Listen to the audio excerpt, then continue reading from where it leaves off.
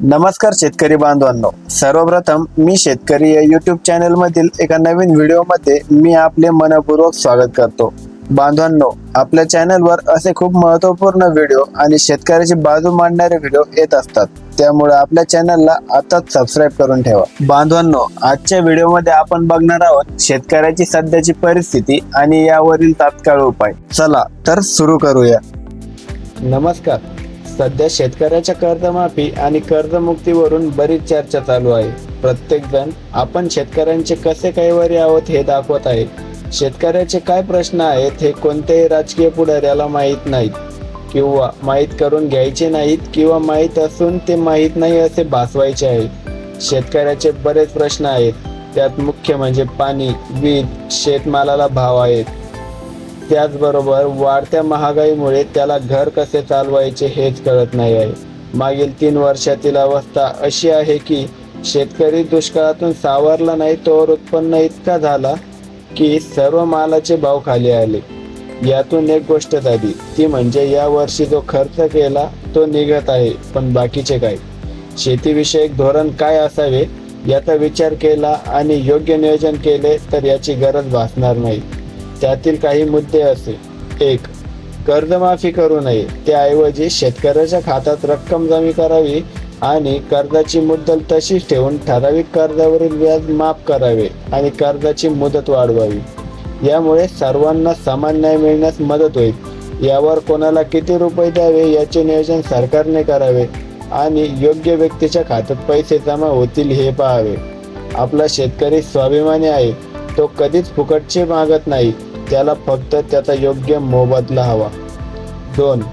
आतापर्यंत इतके पैसे सिंचनावर खर्च झाला, पण त्याचा म्हणावा तसा फायदा नाही झाला। बरेच प्रकल्प अपूर्ण आहेत आणि नवीन प्रकल्प सुरू केले आहेत। जे प्रकल्प पूर्ण होत आहेत ते लवकर पूर्ण करावे आणि बाकीचे वेळेत पूर्ण होतील याची काळजी घ्यावी। हे सर्व पूर्ण झाल्यावर नवीन प्रकल्प सुरू करावेत। 3. पिकांचे नियोजन व्यवस्थित करणे आवश्यक आहे। प्रत्येक सातबाऱ्यावर पीक पाणी असते, त्याचा पूर्ण अभ्यास करून नियोजन कसे करावे, म्हणजे कोणत्या गोष्टी आयात आणि निर्यात कराव्या लागतील याचा अभ्यास आधीच झाला पाहिजे। त्यासाठी प्रशासकीय यंत्रणा व्यवस्थित असायला हवी, यातून पिकाला हमीभाव मिळायला मदत होईल। 4. प्रत्येक ठराविक अंतरावर शेतकऱ्याला आपला माल विकण्यासाठी जागा करून द्यावी, जेणेकरून जे छोटे शेतकरी आहेत ते आपला माल कोणत्याही व्यापाऱ्याची मदत न घेता विकेल, म्हणजे त्याला जास्त पैसे मिळतील। 5. शेतीमाल खरेदी विक्रीसाठी व्यापारी व शेतकऱ्याला मदत करायला हवी, त्यासाठीची यंत्रणा आहे ती सक्षम करून लागणाऱ्या सर्व गोष्टी वेळेत पुरवल्या गेल्या पाहिजे। 6. कोणत्याही नैसर्गिक आपत्तीचे मूल्यमापन करून तात्काळ शेतकऱ्याला त्याचा मोबदला दिला पाहिजे। ज्या शेतकऱ्याचे नुकसान झाले आहे त्यालाच ही मिळायला मदत होईल।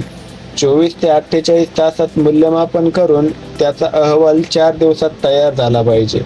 इतके केले तरी दिलासादायक होईल। अजून बऱ्याच गोष्टी आहेत ज्यामुळे शेतकऱ्याला त्रास होतो, पण वरील गोष्टी जर का सरकारने केल्या तर याचा नक्की चांगला परिणाम शेतकऱ्यावर दिसेल आणि त्याला जगण्याची नवीन उमेद निर्माण होईल आणि शेतकऱ्याच्या आत्महत्या कमी होण्यासाठी मदत होईल।